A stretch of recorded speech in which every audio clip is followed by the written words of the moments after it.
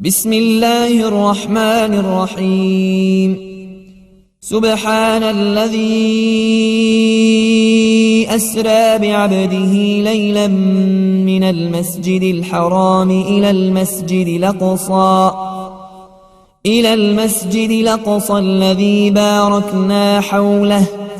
لنريه من آياتنا إنه هو السميع البصير. وآتينا موسى الكتاب وجعلناه هدى لبني إسرائيل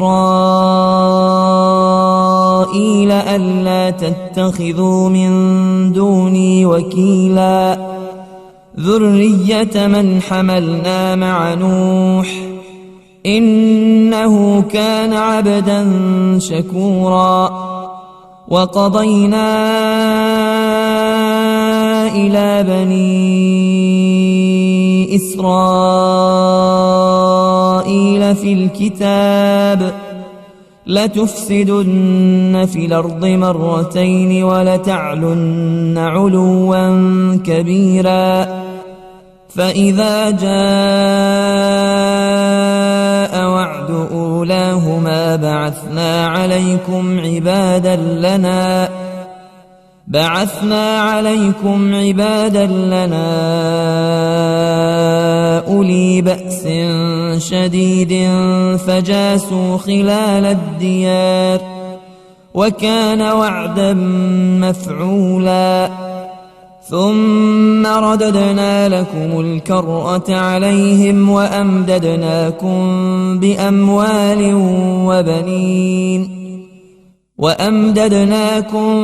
بأموال وبنين وجعلناكم أكثر نفيرا. إن أحسنتم لأنفسكم وإن أسأتم فلها. فإذا جاء وعد الآخرة ليسوءوا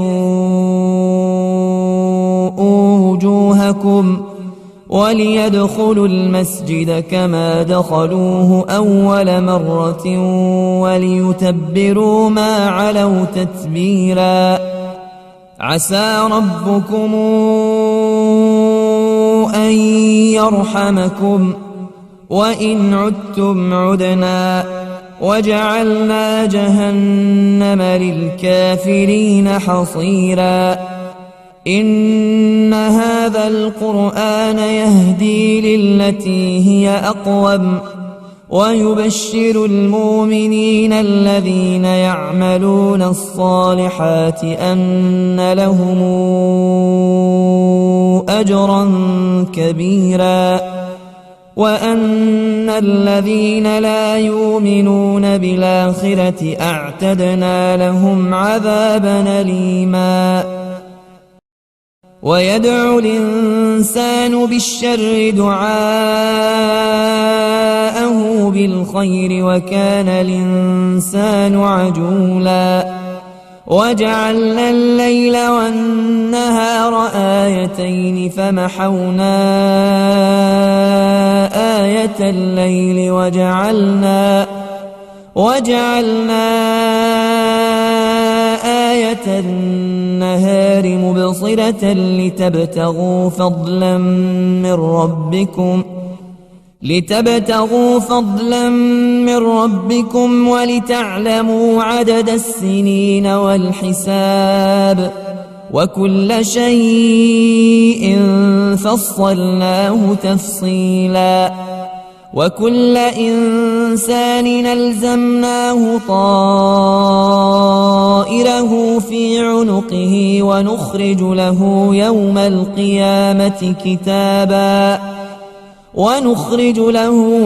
القيامة كتابا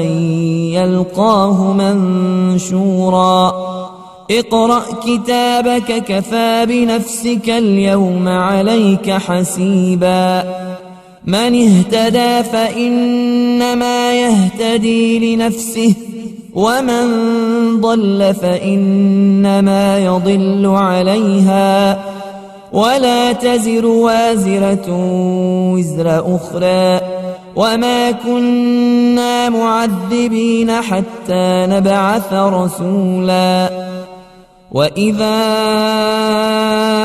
أردنا أن نهلك قرية أمرنا مترفيها ففسقوا فيها فحق عليها القول فدمرناها تدميرا وكم أهلكنا من القرون من بعد نوح وكفى بربك بذنوب عباده خبيرا بصيرا من كان يريد العاجلة عجلنا له فيها ما نشاء لمن نريد ثم جعلنا له جهنم يصلاها مذموما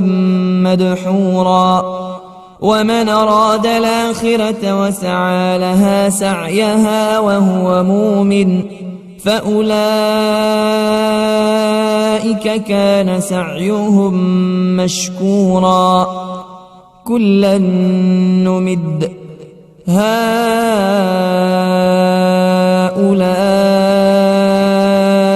وهؤلاء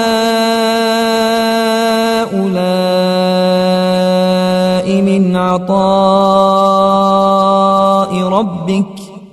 وما كان عطاء ربك محظورا انظر كيف فضلنا بعضهم على بعض وللآخرة أكبر درجات وأكبر تفضيلا لا تجعل مع الله إلها آخر فتقعد مذموما مخذولا وقضى ربك ألا تعبدوا إلا إياه وبالوالدين إحسانا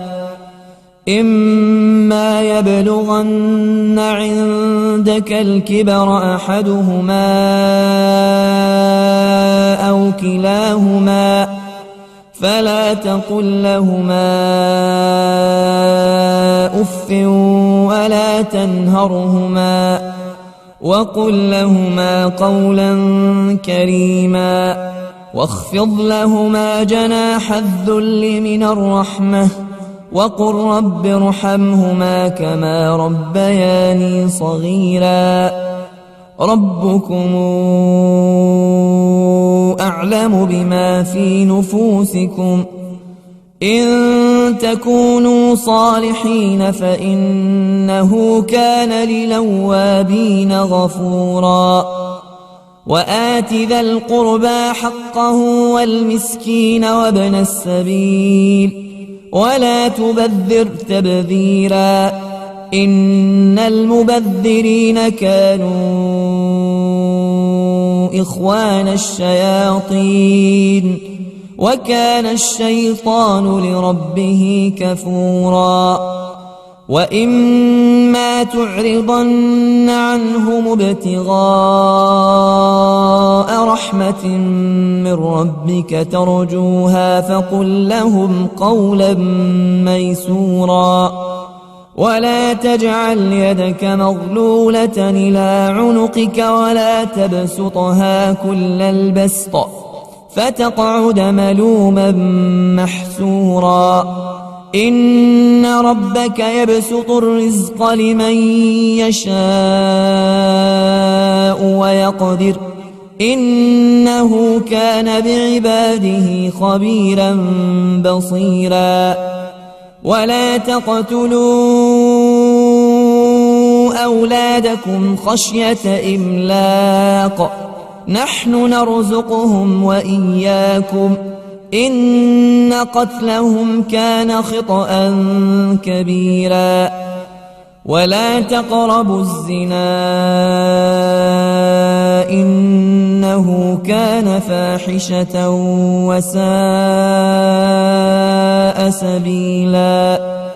ولا تقتلوا النفس التي حرم الله إلا بالحق ومن قتل مظلوما فقد جعلنا لوليه سلطانا فلا يسرف في القتل إنه كان منصورا ولا تقربوا مال اليتيم إلا بالتي هي أحسن حتى يبلغ أشده وأوفوا بالعهد إن العهد كان مسؤولا وأوفوا الكيل إذا كلتم وزنوا بالقسطاس المستقيم ذلك خير وأحسن تاويلا ولا تقف ما ليس لك به علم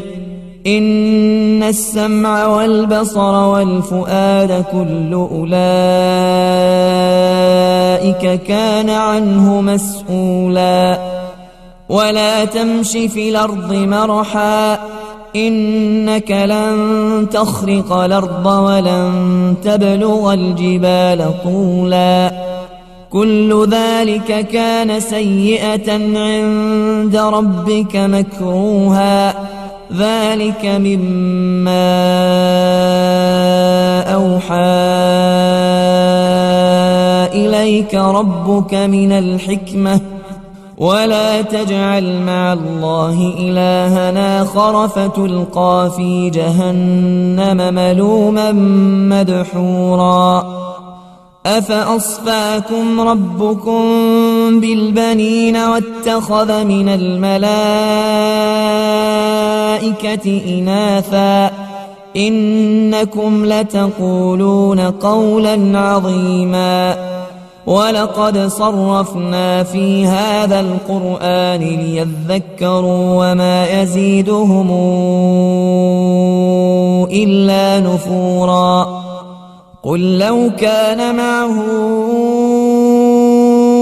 آلهة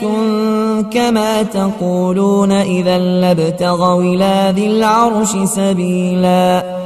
سبحانه وتعالى عما يقولون علوا كبيرا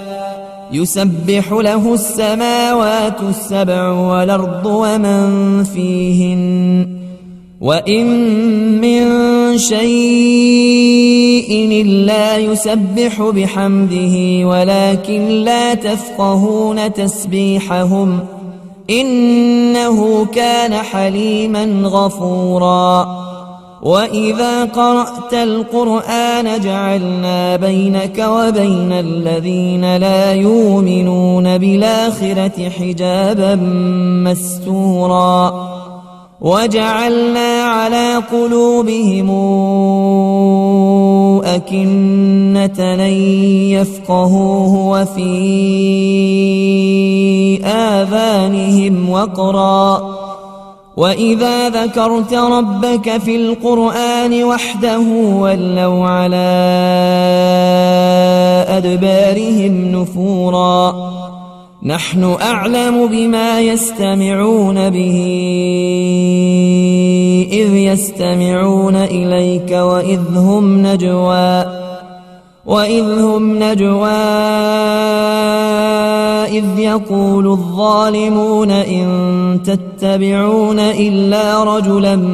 مسحورا انظر كيف ضربوا لك الأمثال فضلوا فلا يستطيعون سبيلا وقالوا أئذا كنا عظاما ورفاتا إنا لمبعوثون خلقا جديدا قل كونوا حجارة أو حديدا أو خلقا مما يكبر في صدوركم فسيقولون من يعيدنا قل الذي فطركم أول مرة فسينغضون إليك رؤوسهم ويقولون متاه قل عسى أن يكون قريبا يوم يدعوكم فتستجيبون بحمده وتظنون إن لبثتم إلا قليلا وقل لعبادي يقولوا التي هي أحسن إن الشيطان ينزغ بينهم إن الشيطان كان للإنسان عدوا مبينا ربكم أعلم بكم إن يشأ يرحمكم أو إن يشأ يعذبكم وما أرسلناك عليهم وكيلا وربك أعلم بمن في السماوات والأرض ولقد فضلنا بعض النبيين على بعض وآتينا داود زبورا قل ادعوا الذين زعمتم من دونه فلا يملكون كشف الضر عنكم ولا تحويلا أولئك الذين يدعون يبتغون إلى ربهم الوسيلة أيهم أقرب ويرجون رحمته ويخافون عذابه إن عذاب ربك كان محذورا وإن من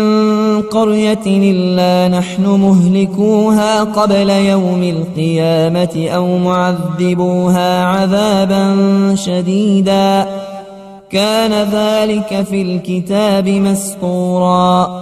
وما منعنا أن نرسل بالآيات إلا أن كذب بها الأولون وآتينا ثمود الناقة مبصرة فظلموا بها وما نرسل بالآيات إلا تخويفا وإذ قلنا لك إن ربك أحاط بالناس وما جعلنا الرؤيا التي أريناك إلا فتنة للناس والشجرة الملعونة في القرآن ونخوفهم فما يزيدهم إلا طغيانا كبيرا وإذ قلنا للملائكة اسجدوا لآدم فسجدوا إلا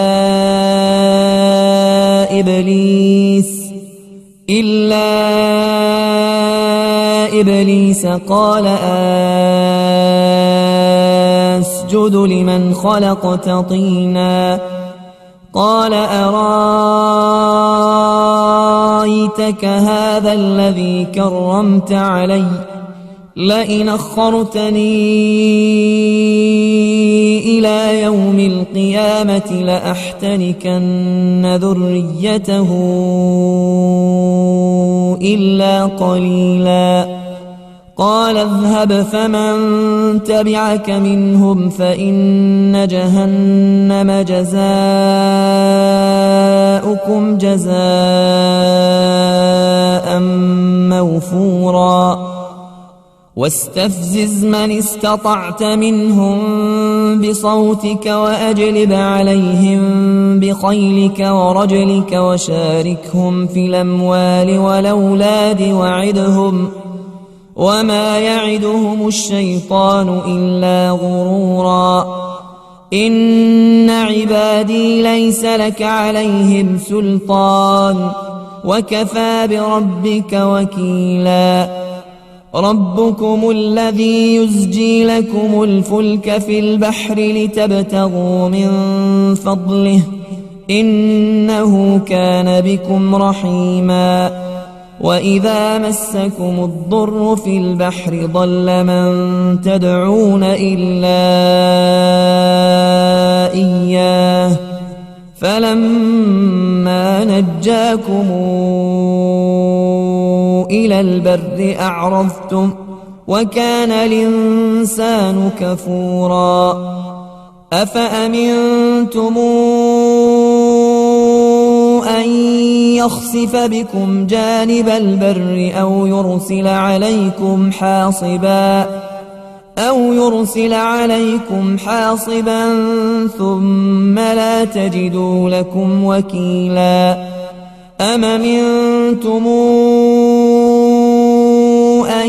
يعيدكم فيه تارة أخرى فيرسل عليكم قاصفا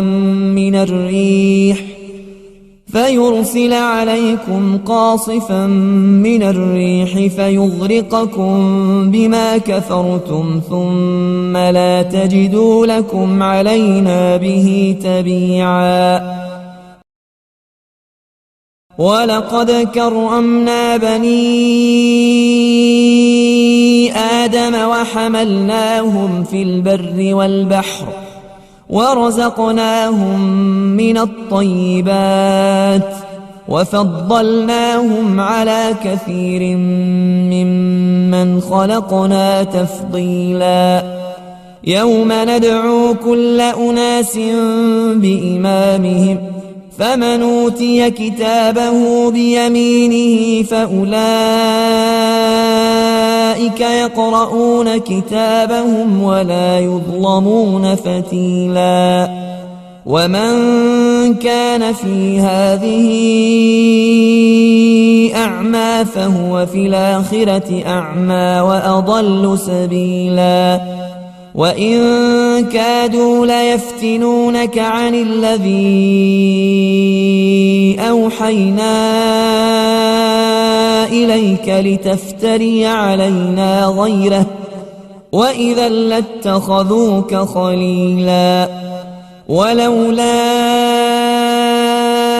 أن ثبتناك لقد كدت تركن إليهم شيئا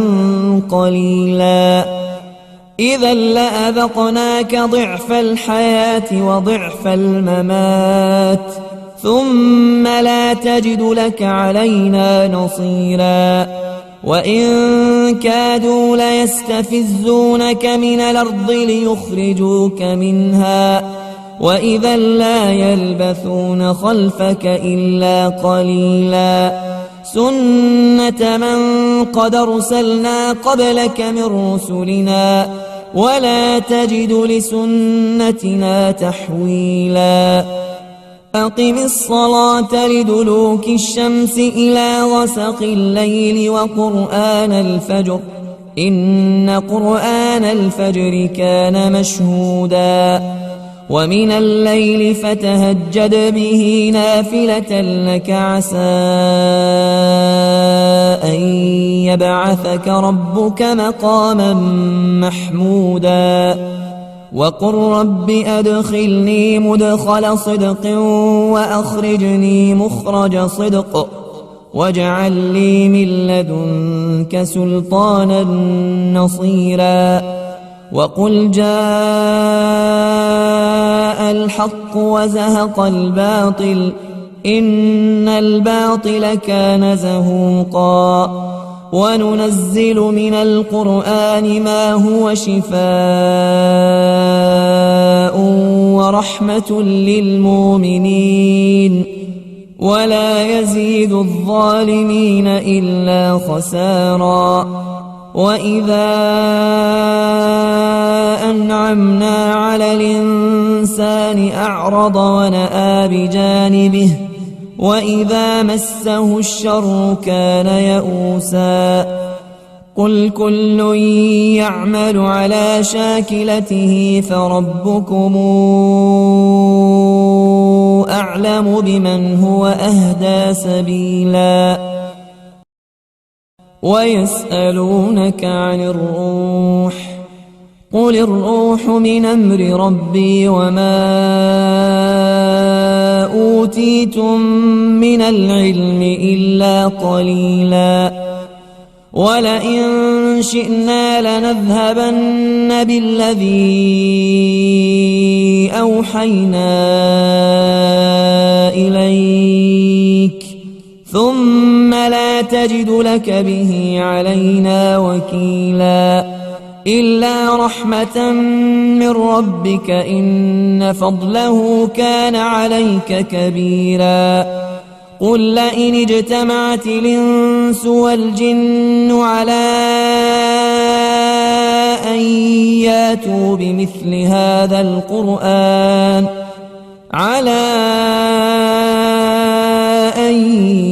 ياتوا بمثل هذا القرآن لا ياتون بمثله ولو كان بعضهم لبعض ظهيرا ولقد صرفنا للناس في هذا القرآن من كل مثل فأبى أكثر الناس إلا كفورا وقالوا لن نؤمن لك حتى تفجر لنا من الأرض ينبوعا أو تكون لك جنة من نخيل وعنب فتفجر الأنهار خلالها تفجيرا أو تسقط السماء كما زعمت علينا كسفا أو تاتي بالله والملائكة قبيلا أو يكون لك بيت من زخرف أو ترقى في السماء ولن نؤمن لرقيك حتى تنزل علينا كتابا نقرأه قل سبحان ربي هل كنت إلا بشرا رسولا وما منع الناس أن يؤمنوا إذ جاءهم الهدى إلا أن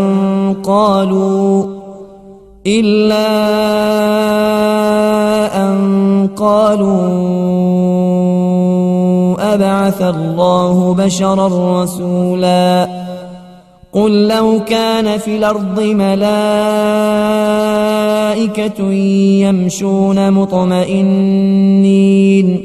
لنزلنا عليهم من السماء ملكا رسولا قل كفى بالله شهيدا بيني وبينكم إنه كان بعباده خبيرا بصيرا ومن يهد الله فهو المهتد ومن يضلل فلن تجد لهم أولياء من دونه ونحشرهم يوم القيامة على وجوههم عميا وبكما وصما مأواهم جهنم كلما خبت زدناهم سعيرا ذلك جزاؤهم بأنهم كفروا بآياتنا وقالوا أئذا كنا عظاما ورفاتا إنا لمبعوثون خلقا جديدا أولم يروا أن الله الذي خلق السماوات والأرض قادر على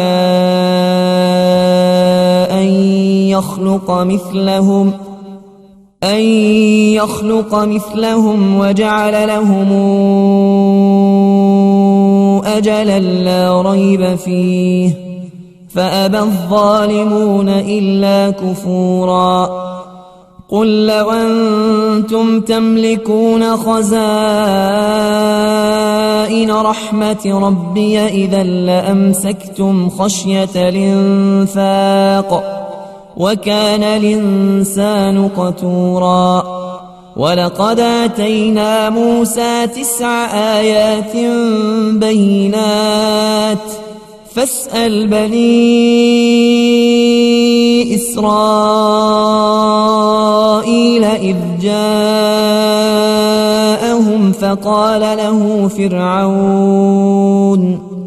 فقال له فرعون إني لأظنك يا موسى مسحورا قال لقد علمت ما أنزل هؤلاء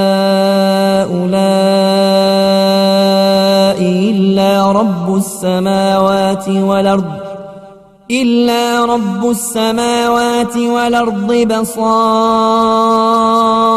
وإني لأظنك يا فرعون مثبورا فأراد أن يستفزهم من الأرض فأغرقناه ومن معه جميعا وقلنا من بعده لبني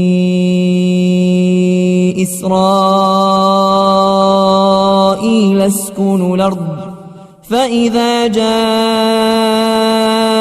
وعد الآخرة جئنا بكم لفيفا وبالحق أنزلناه وبالحق نزل وما أرسلناك إلا مبشرا ونذيرا وقرآنا فرقناه لتقرأه على الناس على مكث ونزلناه تنزيلا قل آمنوا به أو لا تؤمنوا إن الذين أوتوا العلم من قبله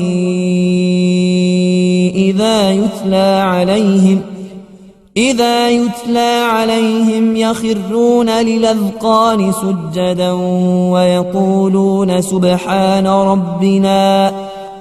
ويقولون سبحان ربنا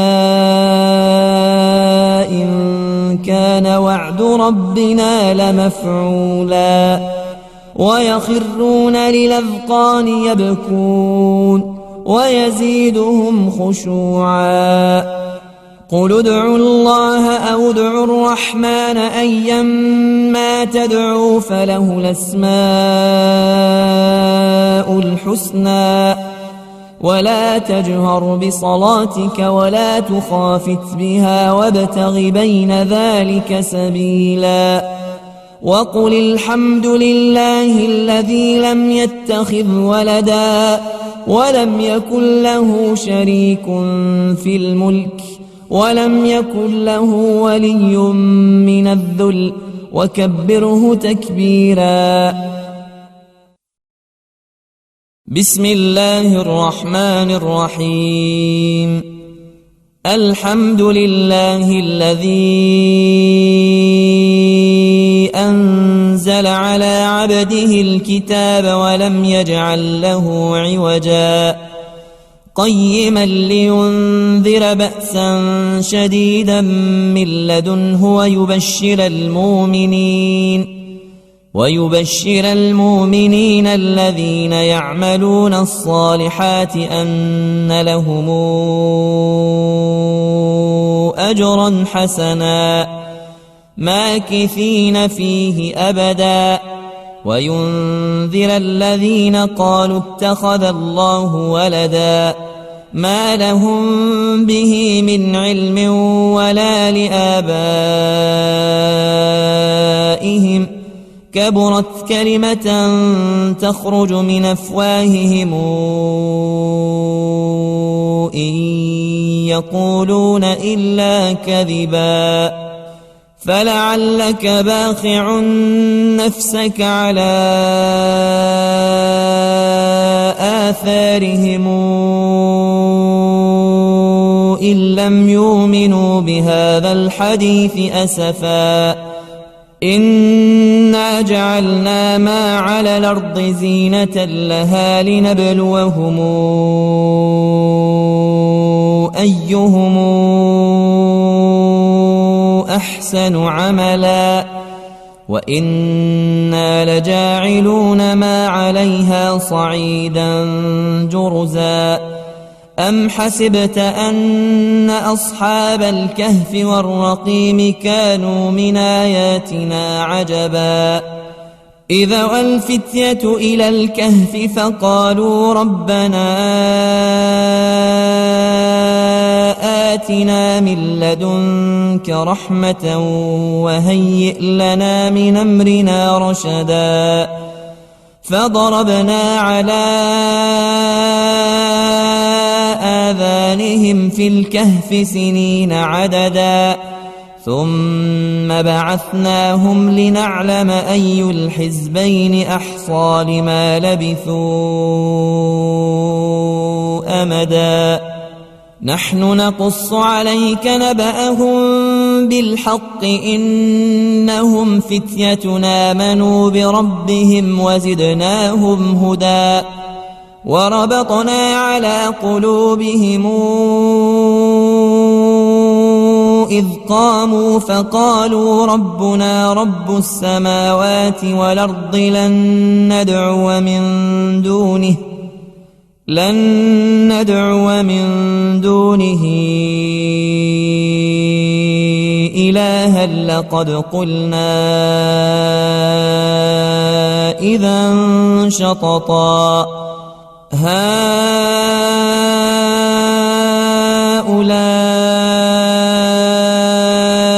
قوم اتخذوا من دونه آلهة لولا ياتون عليهم بسلطان بين فمن أظلم ممن افترى على الله كذبا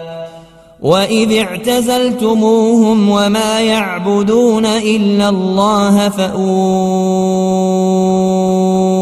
إلى الكهف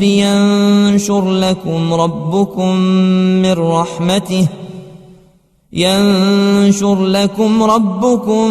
من رحمته ويهيئ لكم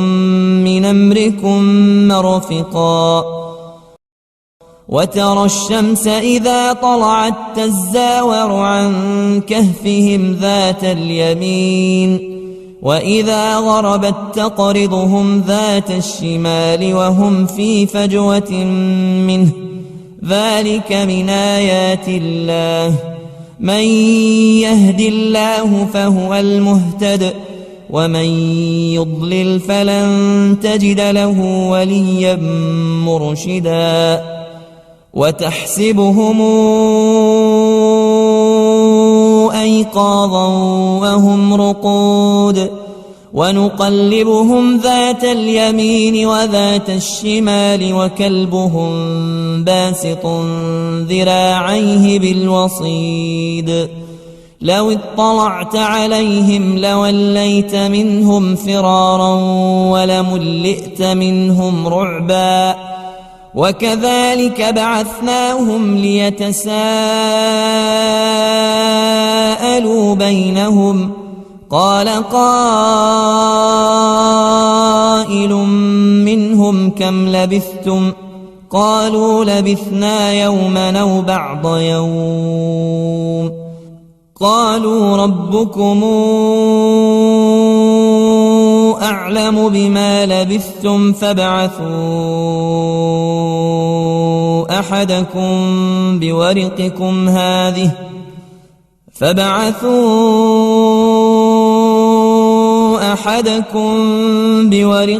هذه إلى المدينة فلينظر أيها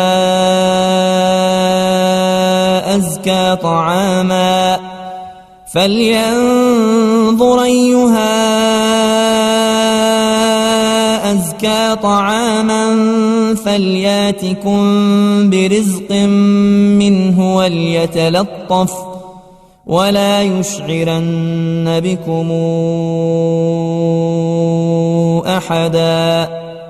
إنهم إن يظهروا عليكم عليكم يرجموكم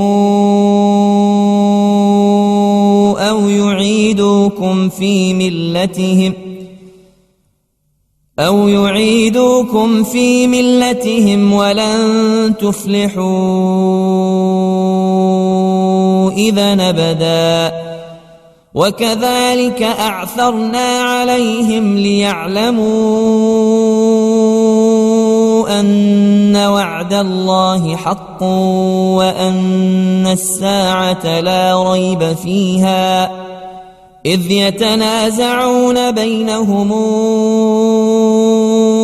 أمرهم فقالوا ابنوا عليهم بنيانا ربهم أعلم بهم قال الذين غلبوا على أمرهم لنتخذن عليهم مسجدا سيقولون ثلاثة رابعهم كلبهم ويقولون خمسة سادسهم كلبهم رجما بالغيب ويقولون سبعة وثامنهم كلبهم قل ربي أعلم بعدتهم ما يعلمهم إلا قليل فلا تمار فيهم إلا مراء ظاهرا ولا تستفت فيهم منهم أحدا ولا تقولن لشيء إني فاعل ذلك غدا إلا أن يشاء الله واذكر ربك إذا نسيت وقل عسى أن يهديني ربي لأقرب من هذا رشدا ولبثوا في كهفهم 300 سنين وازدادوا 9 قل الله أعلم بما لبثوا له غيب السماوات والأرض أبصر به وأسمع ما لهم من دونه من ولي ولا يشرك في حكمه أحدا واتل ما أوحي إليك من كتاب ربك لا مبدل لكلماته ولن تجد من دونه ملتحدا واصبر نفسك مع الذين يدعون ربهم بالغداة والعشي يريدون وجهه ولا تعد عيناك عنهم تريد زينة الحياة الدنيا ولا تطع من اغفلنا قلبه عن ذكرنا واتبع هواه وكان أمره فرطا وقل الحق من ربكم فمن شاء فليؤمن ومن شاء فليكفر إنا أعتدنا للظالمين نارا أحاط بهم سرادقها وإن يستغيثوا يغاثوا بماء كالمهل يشوي الوجوه بئس الشراب وساءت مرتفقا إن الذين آمنوا وعملوا الصالحات إنا لا نضيع أجر من أحسن عملا أولئك لهم جنات عدن تجري من تحتهم الأنهار يحلون فيها من أساور من ذهب ويلبسون ثيابا خضرا من سندس واستبرق متكئين فيها على الأرائك نعم الثواب وحسنت مرتفقا واضرب لهم مثل الرجلين جعلنا لأحدهما جنتين من أعناب وحففناهما بنخل وجعلنا بينهما زرعا كلتا الجنتين آتت أكلها ولم تظلم منه شيئا وفجرنا خلالهما نهرا وكان له ثمر فقال لصاحبه وهو يحاوره أنا أكثر منك مالا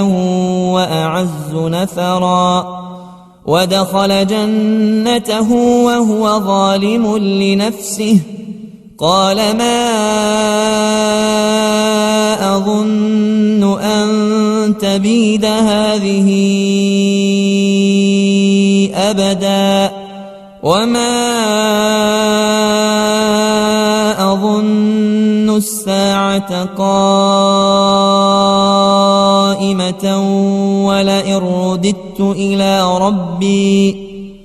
ولئن رددت إلى ربي لأجدن خيرا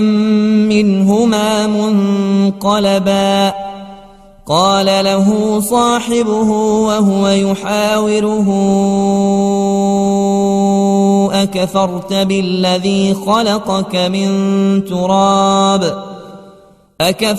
بالذي خلقك من تراب ثم من نطفة ثم سواك رجلا لكن هو الله ربي ولا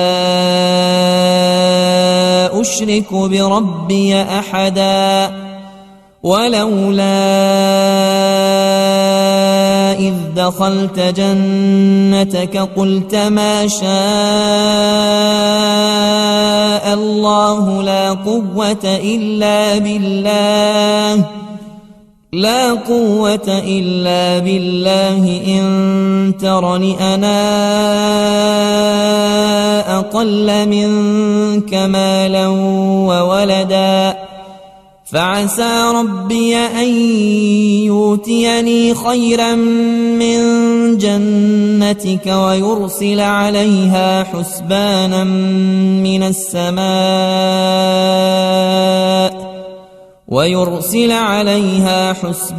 من السماء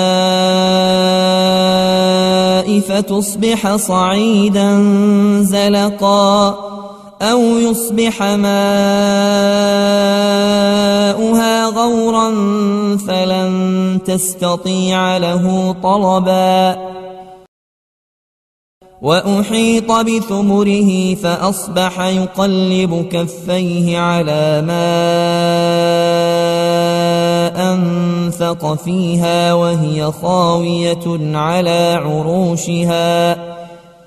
وهي خاوية على عروشها ويقول يا ليتني لمشرك بربي أحدا ولم تكن له فئة ينصرونه من دون الله وما كان منتصرا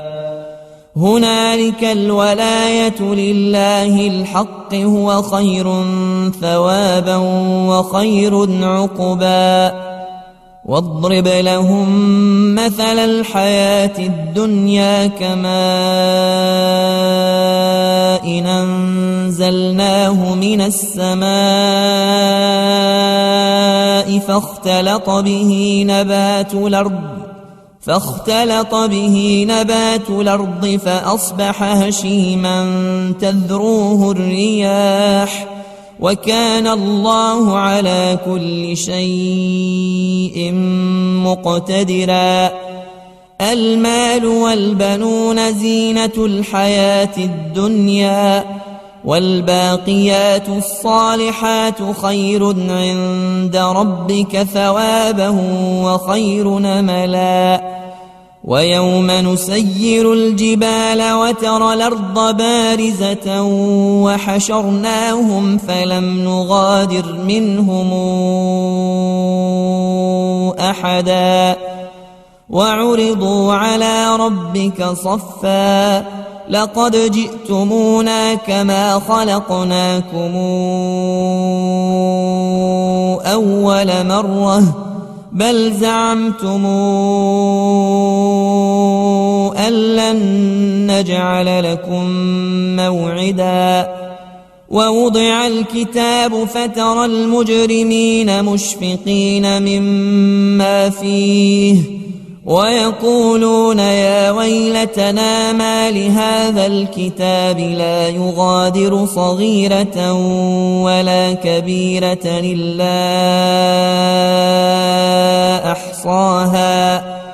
ووجدوا ما عملوا حاضرا ولا يظلم ربك أحدا وإذ قلنا للملائكة اسجدوا لآدم فسجدوا إلا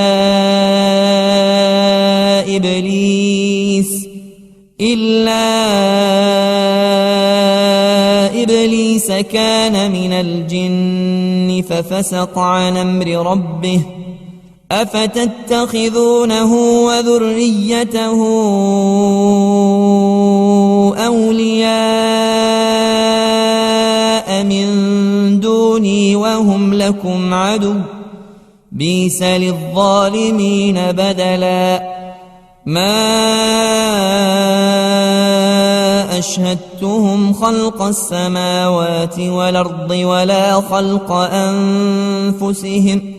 وما كنت متخذ المضلين عضدا ويوم يقول نادوا شركائي الذين زعمتم فدعوهم فلم يستجيبوا لهم وجعلنا بينهم موبقا ورأى المجرمون النار فظنوا أنهم مواقعوها ولم يجدوا عنها مصرفا ولقد صرفنا في هذا القرآن للناس من كل مثل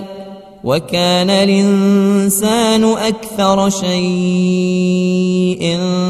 جدلا وما منع الناس أن يؤمنوا إذ جاءهم الهدى ويستغفروا ربهم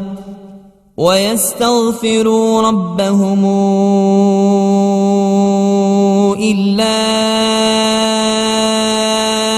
أن تاتيهم سنة الأولين أو ياتيهم العذاب قبلا وما نرسل المرسلين إلا مبشرين ومنذرين ويجادل الذين كفروا بالباطل ليدحضوا به الحق واتخذوا آياتي وما أنذروا هزؤا ومن أظلم ممن ذكر بآيات ربه فأعرض عنها ونسي ما قدمت يداه إنا جعلنا على قلوبهم أكنة أن يفقهوه وفي آذانهم وقرا وإن تدعهم إلى الهدى فلن يهتدوا إذا أبدا وربك الغفور ذو الرحمة لو يواخذهم بما كسبوا لعجل لهم العذاب بل لهم موعد لن يجدوا من دونه موئلا وتلك القرى أهلكناهم لما ظلموا وجعلنا لمهلكهم موعدا وإذ قال موسى لفتاه لا أبرح حتى أبلغ مجمع البحرين أو أمضي حقبا فلما بلغا مجمع بينهما نسيا حوتهما فاتخذ سبيله في البحر سربا فلما جاوزا قال لفتاه آتنا غداءنا لقد لقينا من سفرنا هذا نصبا قال أرأيت إذا وينا إلى الصخرة فإني نسيت الحوت وما أنسانيه إلا الشيطان أن أذكره واتخذ سبيله في البحر عجبا قال ذلك ما كنا نبغي فارتدا على آثارهما قصصا فوجدا عبدا من عبادنا آتيناه رحمة من عندنا وعلمناه من لدنا علما قال له موسى هل اتبعك على أن تعلمني مما علمت رشدا قال إنك لن تستطيع معي صبرا وكيف تصبر على ما لم تحط به خبرا قال ستجدني إن شاء الله صابرا ولا أعصي لك أمرا قال فإن اتبعتني فلا تسألني عن شيء حتى أحدث لك منه ذكرا فانطلقا حتى إذا ركبا في السفينة خرقها قال أخرقتها لتغرق أهلها لقد جئت شيئا إمرا